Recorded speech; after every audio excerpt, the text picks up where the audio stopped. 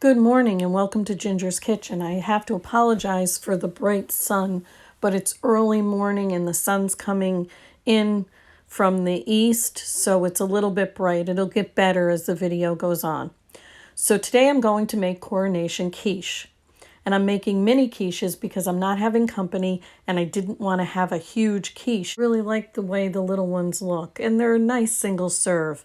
You end up with 1 egg per serving. I used jumbo eggs.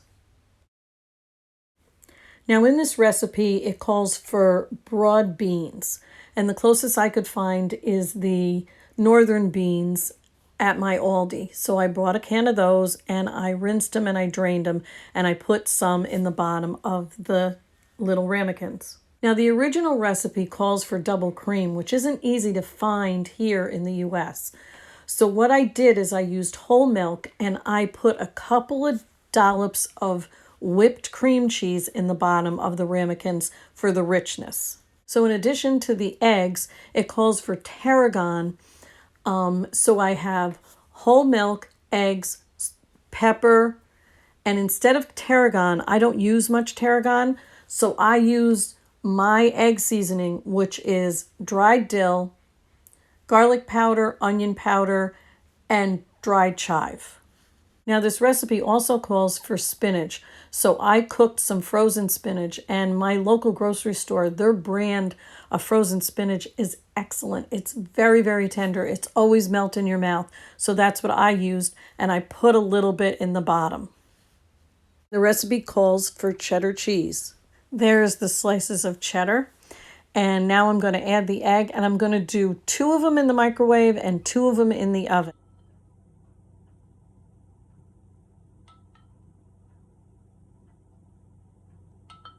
Okay, well, you get the picture. You know how to ladle egg in a dish, so I'm not going to bore you with that some more. Okay, so they're ready to go in the oven now, and I'm going to do, like I said, 2 in the microwave and 2 in the oven. With everybody's busy schedules, I wanted to see if they came out all right in the microwave. So 375 in my oven, and then in my microwave, I'm going to start with 3 minutes and see how it goes. Now, everybody's oven is different. I did 375 for 20 minutes, the round one taking a bit longer, and 3 minutes in the microwave. Let's make sure that they're thoroughly done and cooked in this right through to the center. So here are the 2 that came out of the microwave. They're not as pretty as the ones from the oven, but they tasted all right. I'm not as thrilled with the look of the ones that came out of the microwave. And they were covered. I just wanted to make sure I told you that I covered them. But, you know, as with any of these, they're going to rise up and they're going to fall back down no matter what you cook them in. So now the ones that are coming out of the oven. The one on the right is out of the oven. The one on the left is out of the microwave. The one on the right is a little prettier, but I got to tell you, while I was finishing up the video, I ate the microwave round one and it was pretty delicious. Now here's the round one. It took a little longer than the oval one in the oven.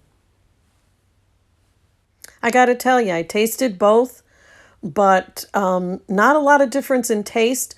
Just the ones out of the oven were a little prettier. To recap, there was spinach, broad beans, a little bit of whipped cream cheese in the bottom of the ramekins.